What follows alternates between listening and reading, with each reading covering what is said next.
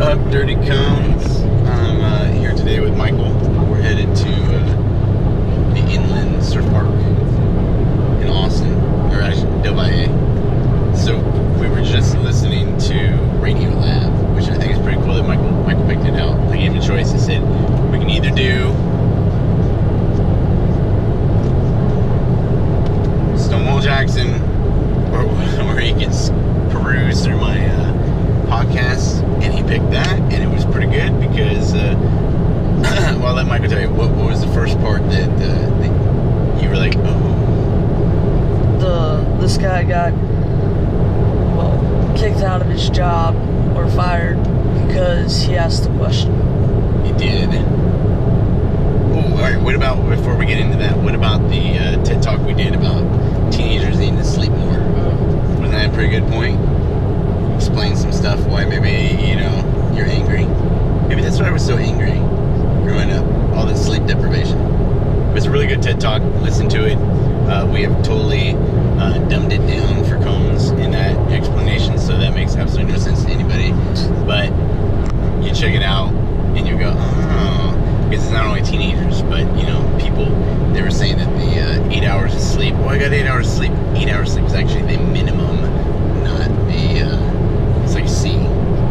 So, good point. All right, so Radiolab Nukes is about who has the power. So we go through all this stuff to make sure that the people who are turning the keys will follow orders specifically and directly and quickly. And as Michael was saying there, so there was this guy. What did he do for a job before he went to go be a missileer? Air Force pilot. Air Force pilot on what? Who did he fly around? I don't remember. Who flies around in the back of a helicopter? Oh, parascancer. Oh, and he did that during Vietnam? Mm-hmm. And that was pretty cool? Because he was talking about, and they actually had some footage you could hear in the background, fire and FEs and PJs talking to each other, and pilots, working together as a team to get out of there. So it was pretty good. So he's 30 because he's old, right? He goes, oh, at my age, it's real old, flying around.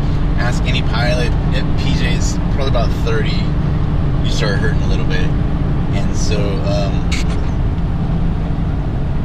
that's my good side. Lazy, dude.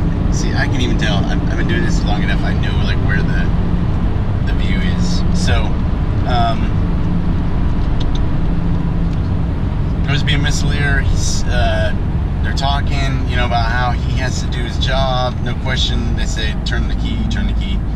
And he comes up with an idea. And he asks the teacher after class, he goes, we're doing all this stuff to safeguard us. Who's safeguarding the person who actually makes the ultimate decision? And the instructor told him to put it down in writing. And 6 days from graduation, he gets pulled from class and goes through all these hearings and, because now they don't trust him. Well, he turned the key when he's told to. And I think he had a really valid, good point, question.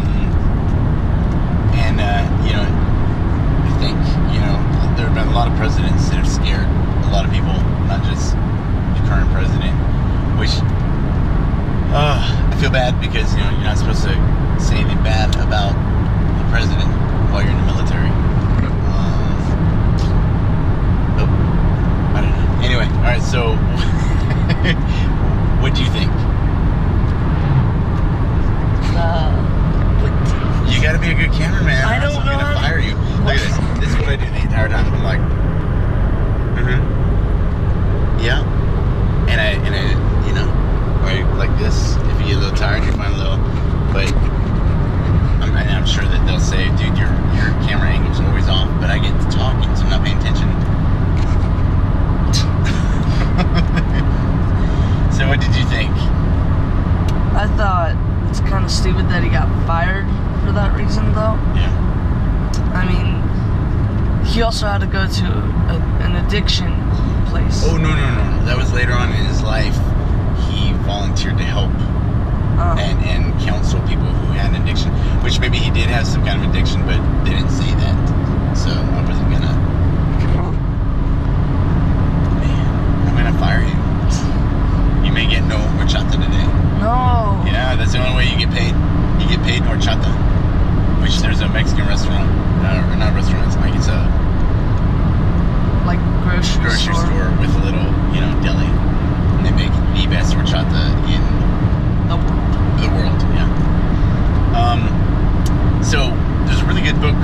Dune by Frank Herbert. If you get a chance to read it. It's a little thick, but it's alright. It's really good. You guys like yours. He's George R.R. Martin, but in space and better. Because he does kill people that you like. Man, look at that. Frank Herbert, the first George R.R. Martin. So there's a quote in the book, in the beginning of the book, that says, "War is too important to be left to the generals." And then later on in the book, there's a quote that says, "War is too important to be left to the politicians." Right? There's that lack of trust on both sides and who should wield the power. And I'm kind of at the, is one person, is this too much of a job for one person?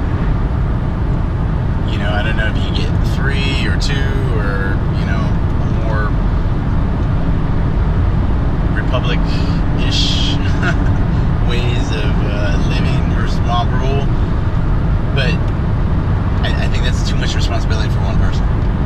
You know, not just anybody. You shouldn't give anybody that much power.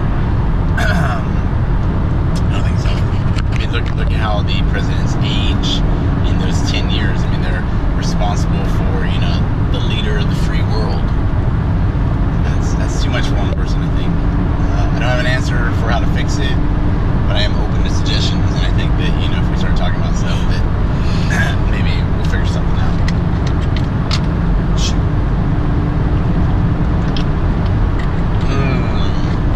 Today's episode brought to you by Blackwater. Alright, we'll stay not too political. So yeah, excellent episode from Radiolab. The original intent. So if you hadn't been here, I probably wouldn't listen to this podcast. And I was going to talk because a lot of guys are like, I'm 3 seconds off my run. I'm 10 seconds off, or I'm 10 push-ups off. I'm like, you're so close to being where you're supposed to be, or you pass your pass, and then you don't pass your pass, and then 2 days before you're leaving for basic training, you're trying to pass your pass again so you can keep your job. As the lady said in the TED Talk about sleep, that 8 hours is the minimum. Those numbers are the minimum. You need to have better than those numbers. You need to have better than those numbers because you would like to be a good and happy cone. And, you know, life's hard enough worrying about, you know, am I going to survive WaterCon to the end of the day? You don't have time to be worried about